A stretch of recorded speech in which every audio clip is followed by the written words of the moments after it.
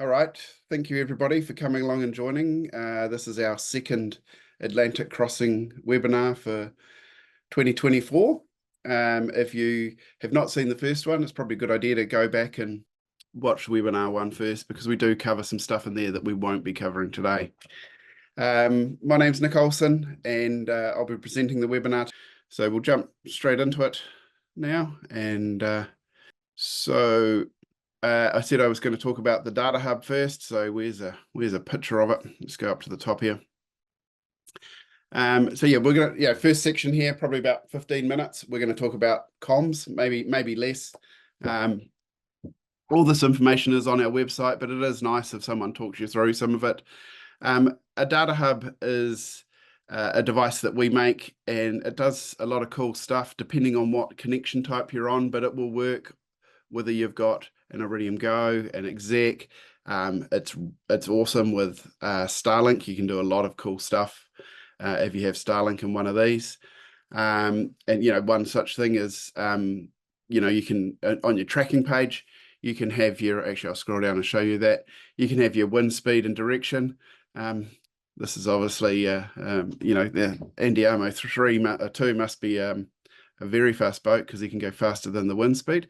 But what's cool about that is that can show on your tracking page, and also it can be on our observations page. So if you're watching the America's Cup at the moment, if you go into the observation page for Barcelona, when the racing's on, you'll see some of the boats around the edge of the race course actually have DataHubs on, and you can see the wind speed and direction from their boats. It's pretty cool to see. But also, if someone's doing a crossing in front of you, you can see the wind speed and direction from there. So they're a live observation on the water. So yeah, it sort of takes your tracking to the next level. This here, I'll actually go to the next tab to talk about OHA. It's quite a cool feature. Polars. We talked about polars last week, and we'll talk about polars again, but you need a DataHub to do the what we call these automated AI polars. It's plugged into your NMEA backbone, and it knows when you're sailing and when you're not. That's the AI part. It can actually work that out, and it will discard any bad data and then update from your base polar with good data. Works very well, and it's a very nice system and a nice way to get your polars accurate, without having to fluff around too much. And it doesn't care. It's not going to judge you for your sailing ability. But the nice thing is that it does actually reflect how you sail. Anchor Alert app is still nearly finished. It's going to be cool when it's finally finished. It's been a huge amount of work, but the fact that that's connected into your DataHub is actually going to sort of take that monitoring to the next level. You can put a firewall in there, to only connect some to some websites, etc. You can stream all the data around your boat. So if you have an iPad and you want to stream, your NMEA data, you can. And we have, if you're on a slower connection like an exec or a Go, you can use PredictMail optimized email and messaging. It can broadcast AIS around the boat, log data, has an autopilot integration. You can have people remotely log into your boat if you had a problem with something on the boat, like a chart plot or whatever, people can remotely log in if you give them access to that. And you can broadcast internet around your boat. So yeah, it's a cool little device, and ties in nicely with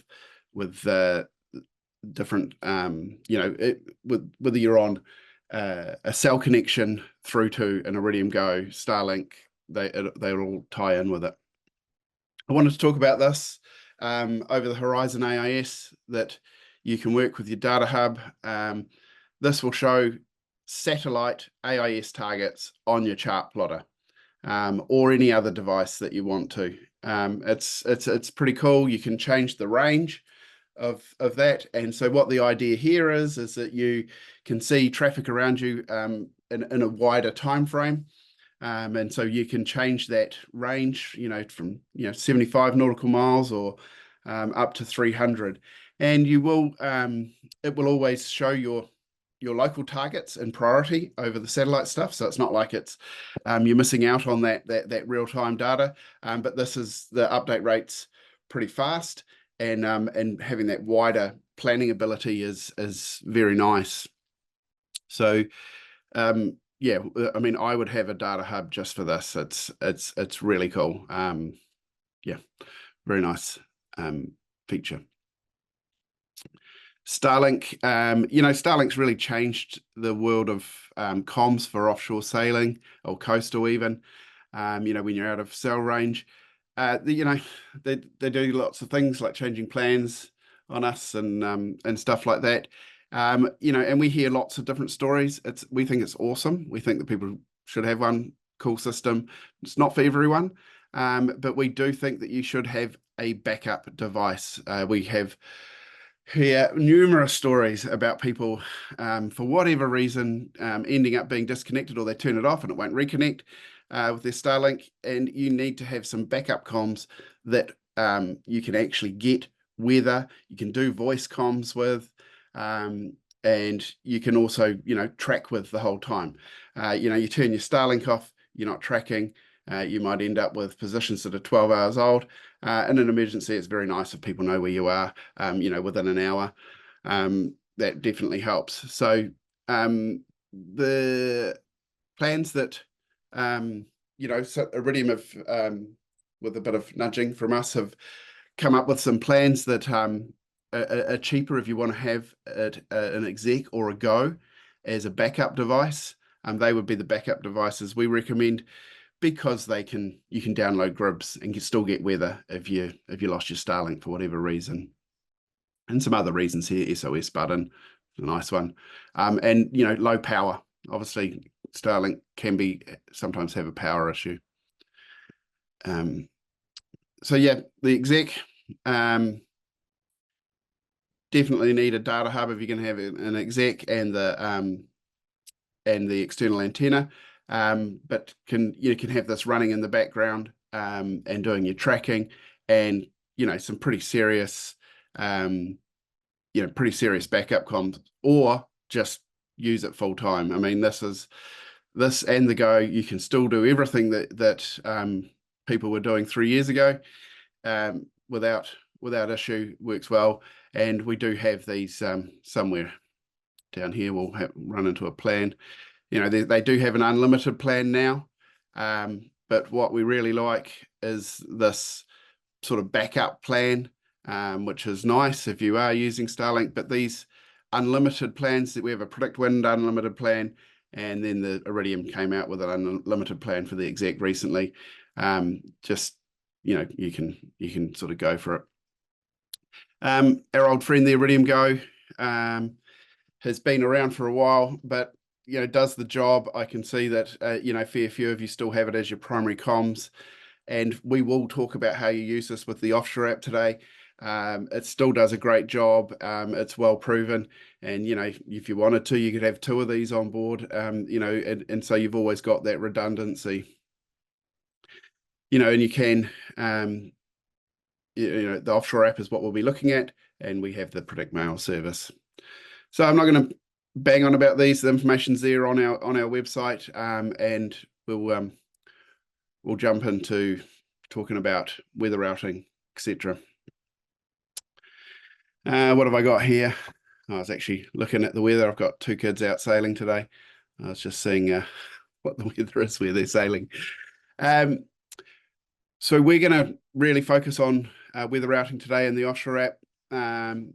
We do want to make sure that we have got our polars set up in here, like we did the other day. And while we're here, we'll actually talk about tracking. So we have our routing preferences, and we need to set up our polars. To the gentleman that asked if we could use an Oyster 595 today. I am going to do that.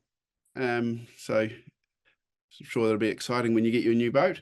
And so we've got the polar set up there. We went through setting up the polars in the last webinar, so you can go back and review that. We also have tutorials on how to do it. So we're all set up there with our wave polar on, etc. So what I want to do is talk about tracking for a bit. Obviously, GPS tracking is pretty important. People knowing where they are, whether it's just knowing where you are, is a big deal. Whether it's just, your friends and family, or it's, a search and rescue organization, but having tracking, reliable tracking, is a big deal. As I said before, if you're just using Starlink and a DataHub for your tracking, and you're turning it off, you should really consider having a backup device that actually just does the tracking the whole time. And that could be a Go exec, it can be inReach. The thing with all those short burst data things, devices, is that you are limited with your messaging. You can't do voice, you can't do data transfers. So that's why we think that you should have an exec or a Go. So GPS tracking, if you have a standard or pro PredictWind account, you can use our GPS tracking. It's added in with that weather package, and you can set that up with our support team, and you can actually set up your own groups. So if you're going to be crossing the Atlantic and you've got a couple of buddy boats, you can actually make a group in here, and you can have your add their PredictWind email address in, or find people around near me, and you can make your own little tracking group, and they can all join the little group. For those that are in rallies, some of them use YB tracking. We have an interface with that, and you can select which tracking group you are in.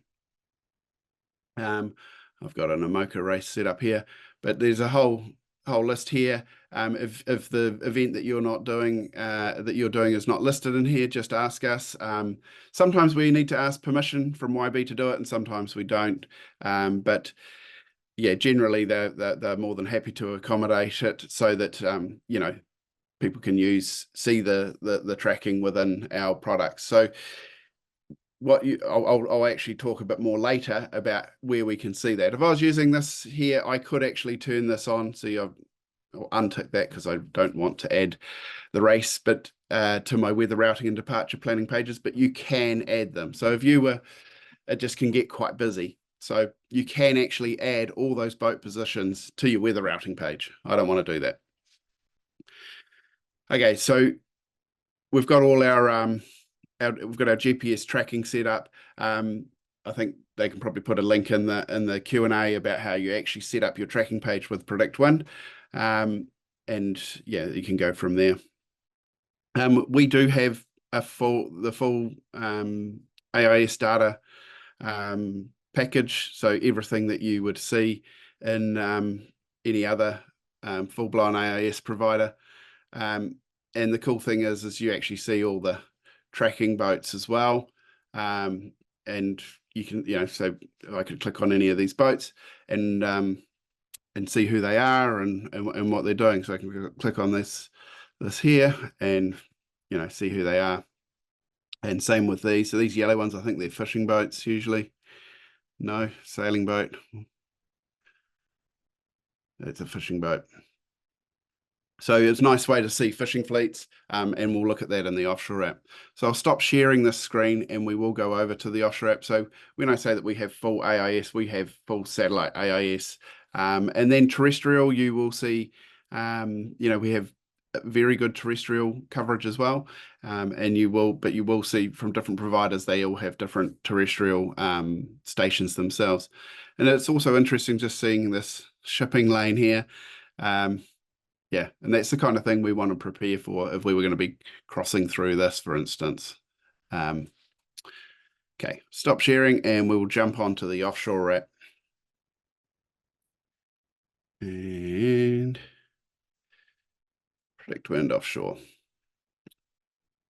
So the offshore app is, this is what, as its name indicates, is designed for use offshore. So originally we designed this piece of software to work offline, and for the last 10 years it has worked with, satellite phones. You can use it with SSB by doing an email request.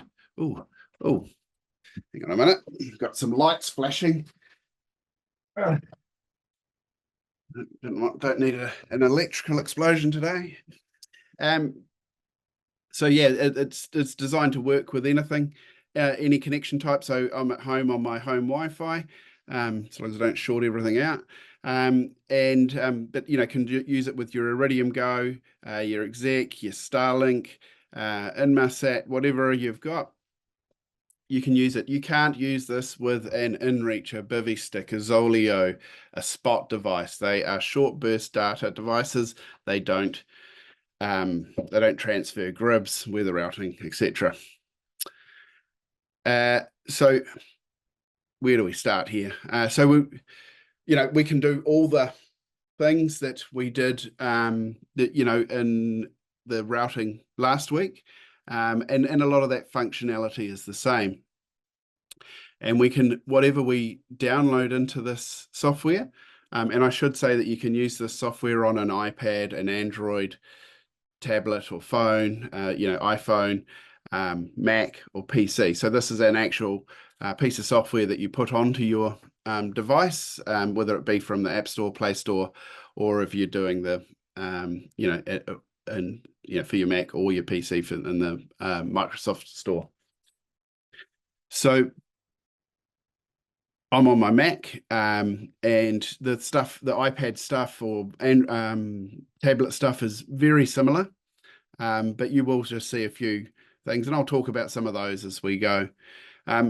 Even on Starlink connection, I would probably use this myself, just because every time I open it up, the data is going to be here. If I have a connection issue, I've still got this data here.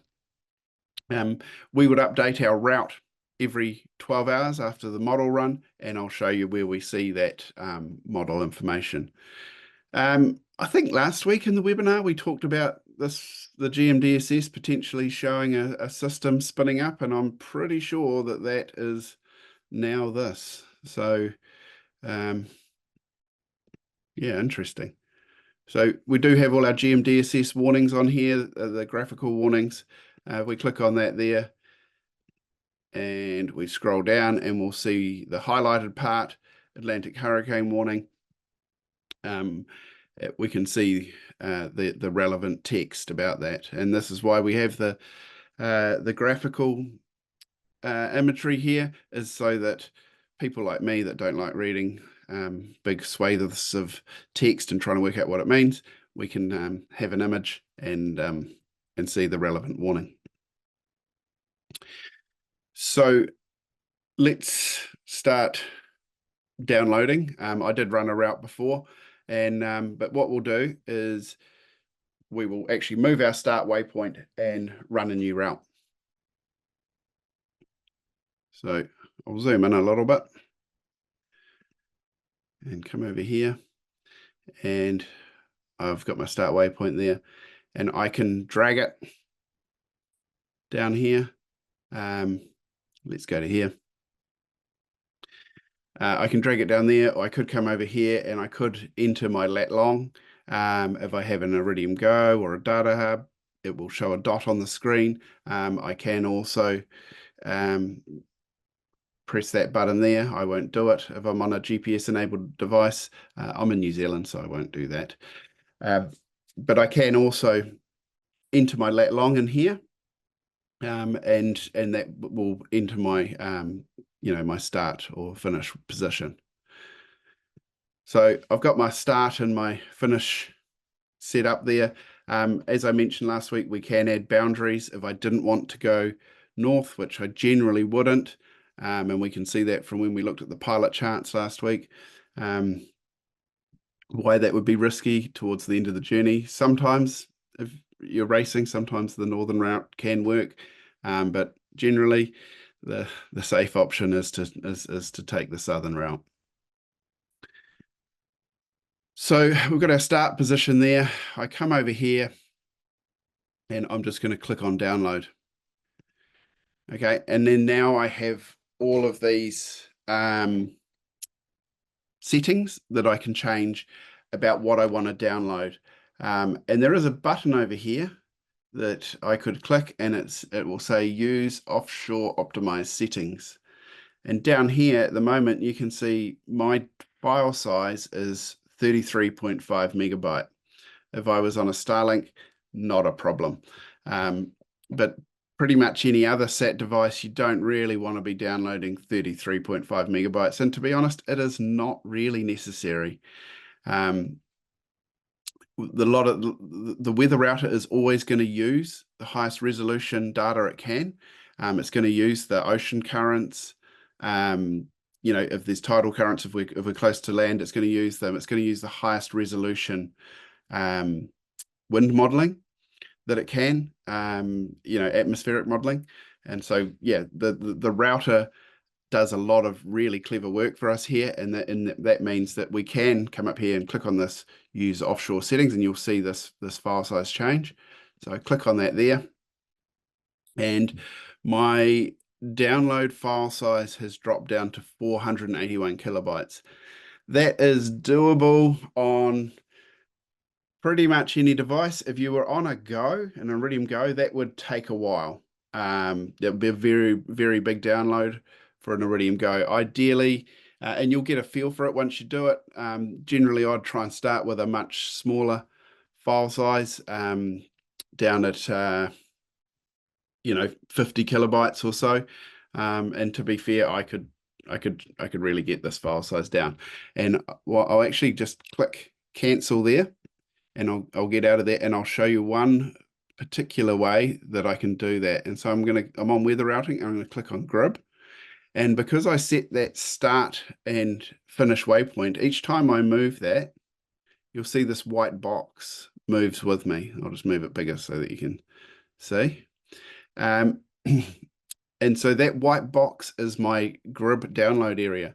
And so I can actually adjust this. I don't need this weather down here. I'll leave that little system in there. And this is another really nice thing about that GMDSS warnings, is that it will actually show me stuff that's outside of my numerical model area.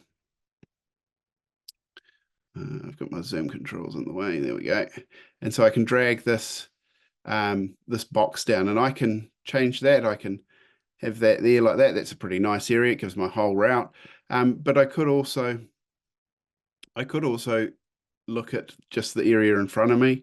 I would be loath to cut off that system, but you can change this area, and you could download a smaller area now, and then after you've done your weather analysis for that, you could come back and do a bigger area, and you might just choose one model. So anyway, let's leave it at this, what is still a very big area. Come back and click on our download button, and you'll see there my file size has dropped down to 335 kilobytes estimated. So the other thing here, and I'm not going to change it, but this is my connection types.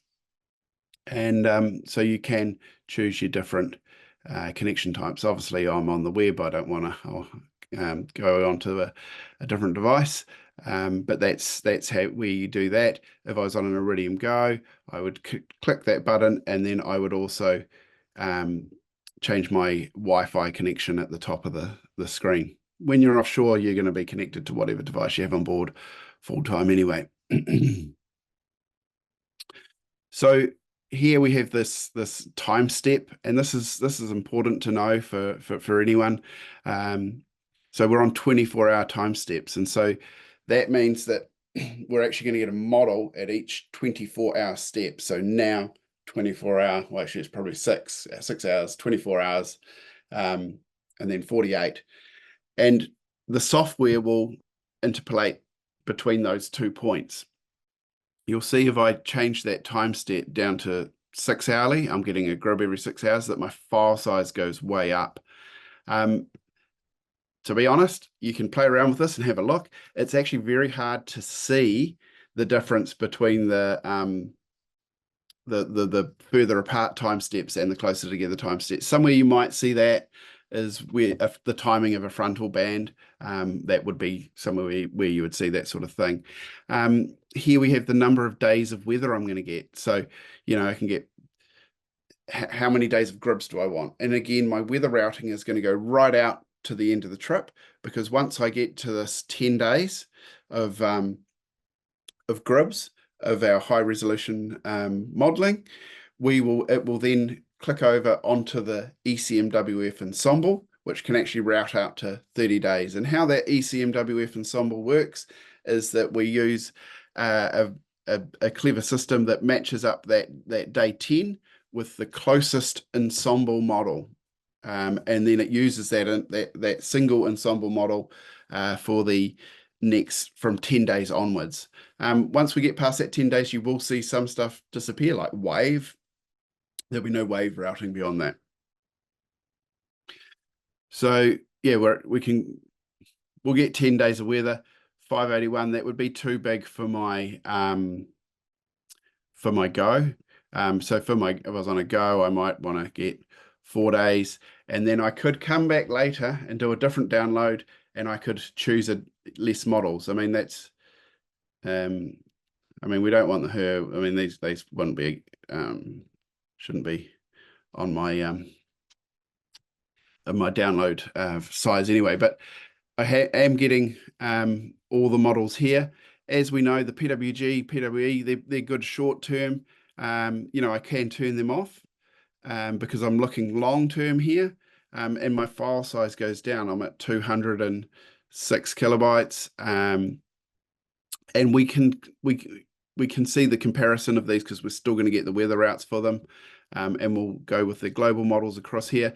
If I was coastal, I would have these two turned on, and I'd probably turn off the GFS and one of those other two, or yeah, depending on my connection type.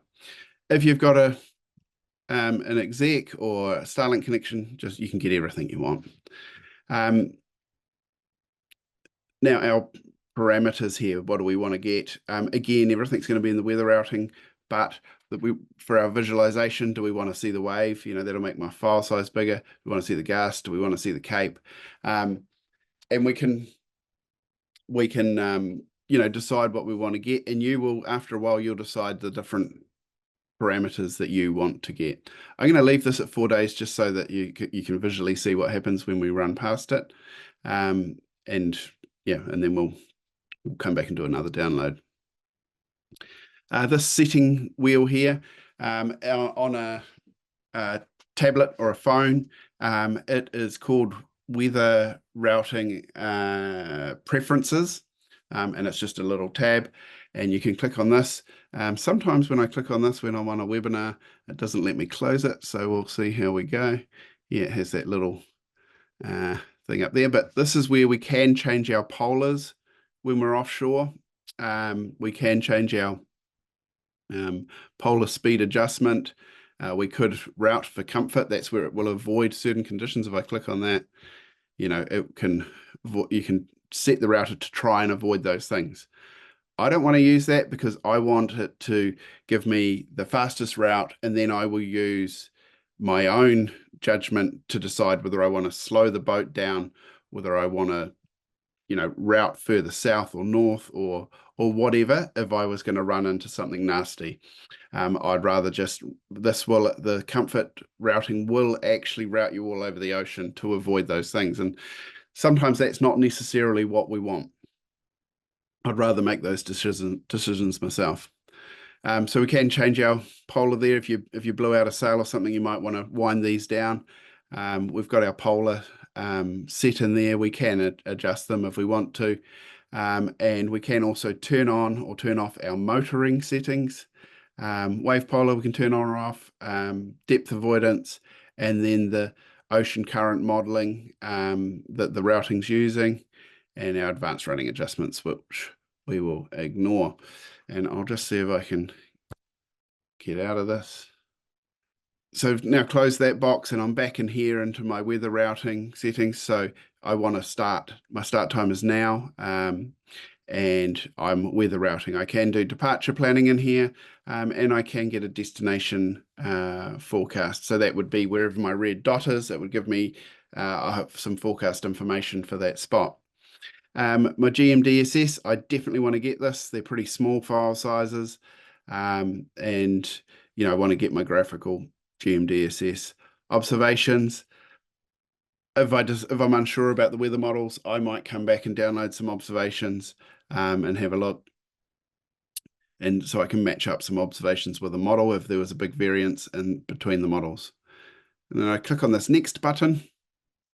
You'll see over here this ocean data. So what I would do here is, before I left, I would have downloaded everything I could. I would have downloaded all of these things and had all that data sitting there. The ocean data doesn't change very quickly, so we can have that all just sitting there until we replace it. This piece of software will store it and display it. So you'll see there, I've got that turned on, and it's really big, made our file size really big. So I've already downloaded it before I left, so I don't need to. If I'm on a Starlink, I can download it all, no problems. Sat imagery, I'll get that, and we can have a look at these systems and the sat imagery. And then here is where my tracking data is, and I can get my GPS tracking data, I can get AIS data. So this is similar to how our over the horizon data looks, but it's based on the green dot in your routing, and you can see the boats within 300 nautical miles on the satellite AIS.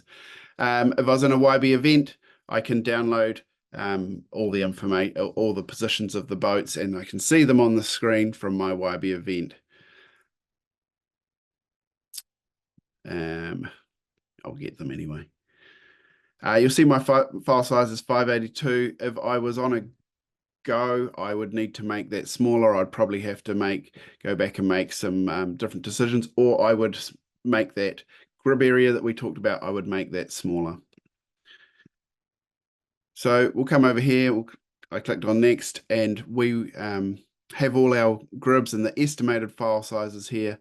So I'll click on download all. If I wanted to later on, and I wanted to add some more parameters in and do another download, I can actually just come down and download one of these at a time. While this is downloading, you'll see here it has sent my position and my preferences off to the servers, and it's actually crunching a huge amount of data for my weather route, like, I don't know, 80 megabytes or something. And so it's doing that now, and shortly it will send back that file, that little file, and that file will have all this information in it that we'll be able to see. This is important to know, these numbers down here. So this is when the GRIB updated. So you'll see there my weather route just updated now. It's 10:39 in New Zealand. And then below that I have the PWG GRIB, and then the PWG wave GRIB, ECMWF, wind, rain, pressure, cape, gust. So it tells me all the parameters I've downloaded. The file size over here, I've got the tick, and this is the time that GRIB was updated. So this is obviously the year, and then this is today, the 3rd of the 10th, at 6:55 a.m. The times that I see here are relative to my computer. So whatever time zone my computer is set to, that's what the offshore app's using.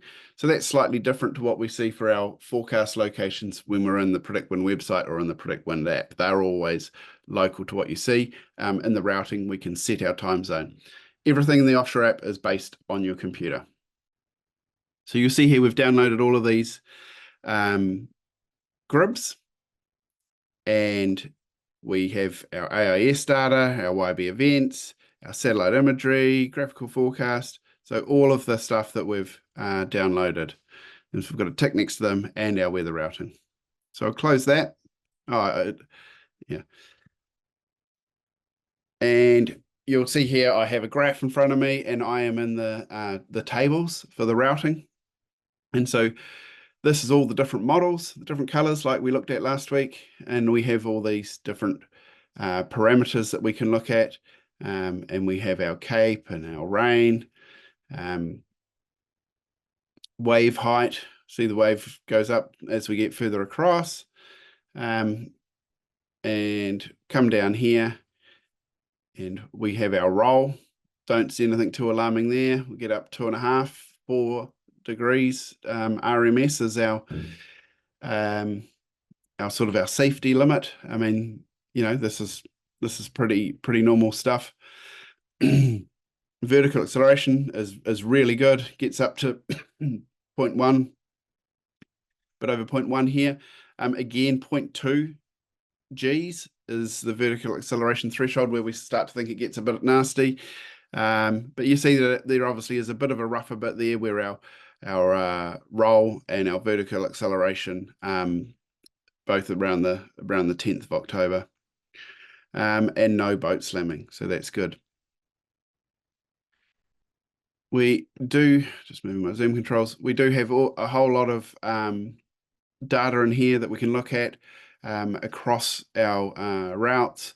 You know, this is the time taken for the, you know, it's going to take us 13 days from here, and the distance, average speed, and that's in our summary as well. We can, you know, look through all of our data for the different models, you know, GFS here, what we're going to get in the next, you know, couple of hours and tonight, our and the angles we're going to be sailing, etc.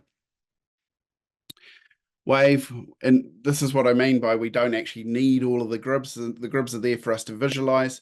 The really good data is actually in our weather routing, and it's all laid out here. You can export your routes, but I would, and you can select a route to, you can add your own waypoints, which is probably the way I would do it. So I'd go in there, I'd look at the routing on the map, and I would add some waypoints, and then I would export it. But that's not the way that I would do it. The way I would do it is I'd actually go to the map, and I would look at where I was going to be in the next 12 hours, and go from there. You'll see there's our GRIB area that we downloaded, and I can change my models in here as well, and see how they go. If I just move my time slider a bit there, you'll see my routes moving with the time, and I'm on the PWG there. And so this is what I was saying about only downloading 5 days of weather. So here is where we run out of our GRIBs. And so we can come back and do another download where we might just choose one model. If we were trying to control our bandwidth, we could do another model where another download where we just select one model, and we might select a slightly bigger area, but we would do the full 10 days. But you'll see here my weather routing carries on beyond those 5 days, and gets us the whole way there. I've got information in my routing the whole way across. Of course, we would come here and so where are we now? So this is this afternoon. By here, I would know that my GRIBs had updated. I'm sailing downwind here, and so you can see there's just some different jibes. What I was just talking about with waypoints is I would come over here and I might actually select a waypoint here. If I click on that track, I get a whole lot of information about that route at that time, and I could grab that lat long and chuck a waypoint like that into my plotter, just so that for the next until we update our weather again, we know where we're heading for. We want to just be sailing our boat, especially because we're just sailing downwind here. We just want to be at some nice comfortable true wind angles. This says 167 here, so running pretty deep, really deep. But it may be more comfortable to sail slightly hotter than that, or you might be happy to run super deep like that, depending on how you like to configure your boat. But you would have your waypoint in down here on your plotter, so that's where you're heading to, and you might actually put another one in for 24 hours as well, somewhere up here or wherever, just so you can actually sail your boat. You're keeping to your routing, but once we got down here, we would actually update our download our GRIBs, update our routing again. So if I come over here and I open this box up, and I'm going to turn on my AIS, and so now I can see all these boats that are around me, and this is all satellite AIS. So we can see a lot of boats up here, a lot of traffic along the coast, and we can see these other boats around us. So it's nice to know. We can sort of plan ahead. We can see that whether there's the LNG Enugu is chasing us down, but we just know that he's out there. But there's no one really that close to this guy here. He's actually sailing, probably heading at, or if we were here, possibly heading to some sort of intersection with us. So we might want to keep an eye on that, and think about that for whoever's on watch, that they know that there is the Good Hope Max sailing towards us at 10 knots, so which is actually pretty slow. But he is heading straight into the wind, and could potentially intersect us at some stage. I'll just go back, zoom out a bit. We've got all our stuff here. If I zoom out some more, we can see these features on the GMDSS, and we can actually look at the GMDSS text forecasts. We've downloaded them. They are all here. 1 hour ago that was updated, and by Meteo France, and it has all that information in here. But again, when I look at this is why we'd have that graphical GMDSS, but all that information is there. It's written by a meteorologist, and it's nice to have that information there. As I said, I'd downloaded ocean data before, so I can see all the currents, and the ocean data goes out a wee way. You can see it's 16 hours old. That doesn't matter, because it just doesn't change much, not like atmospheric stuff. And so I can see all these things, and we can see when it might be a bit rougher or not, or whether the router will be trying to use this to its advantage where it can. And we can see all that data in here. We can click on the map and see that. So it's pretty cool that we can have all this information while we're offshore. Got my satellite imagery here, and we can see those systems, and it's a nice reference to sort of see where they're fitting in with the GRIBs. We could actually add some waypoints in there, and just sort of see what where we will position. But obviously this is now, and so it's just a nice cross reference. I'm not a super fan of sat imagery, but it is there if you're into it. Can be nice to sort of see where that is positioned, if there's rain in the rain in the GRIB and maybe some cape, and then just actually see whether probably in a closer time frame or closer fit, if we were here, or here, how are we going to hit this? Is this matching up with the modeling, and does it extend that far north, or whatever? It is nice to sort of compare that. GPS tracking. You can see other people's boats. This is me. You can add your blog posts. You can update your blog posts while you're at sea, so people can see other boats at sea could see what you're doing. Your friends and family can see what you're doing. So you can have your blog posts in here, and you can click on that, make it bigger. You can add posts, and you can see other boats around you. YB events. I think I'll need to go up to wherever I was. They've actually probably stopped tracking now, so that's why I can't see that data there. But if I was in the ARC that uses YB, for instance, I'd be able to see everyone else in the ARC or the ARC Plus in this, and I can click on a boat from here and it will take me to them. So come back over here to my weather routing. The same stuff that we went through last week. I do have, all my models here. I have all the parameters I've downloaded.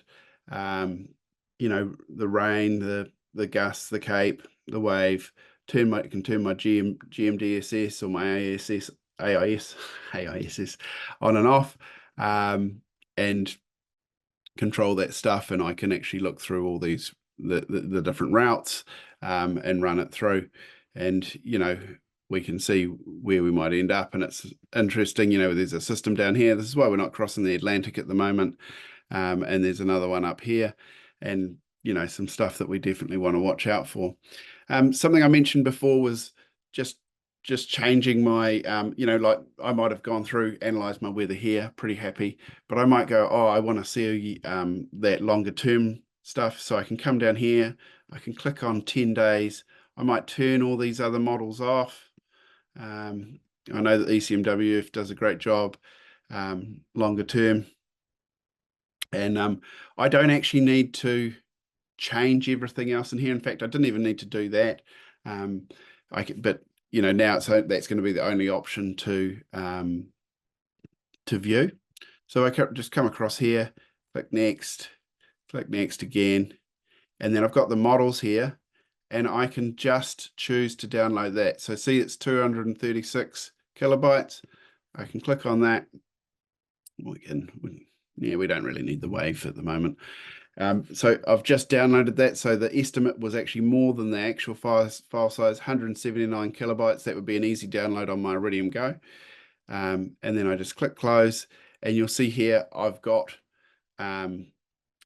that GRIB, and it will go further ahead. Go back to my weather routing. My weather routing's still there because I didn't update it, and so it's still from where I was. But you can see, actually I need to change over to the ECMWF, and you can see that I have this much longer time frame, and so you see we have that 24-hour time step. I think this is actually sort of showing that up there. See, there to there. We are sort of seeing that the software trying to interpolate that, and then we have this other little nasty thing spinning up here. So yeah, probably a good reason why. And another one here, and this is why we're not crossing the Atlantic at the moment.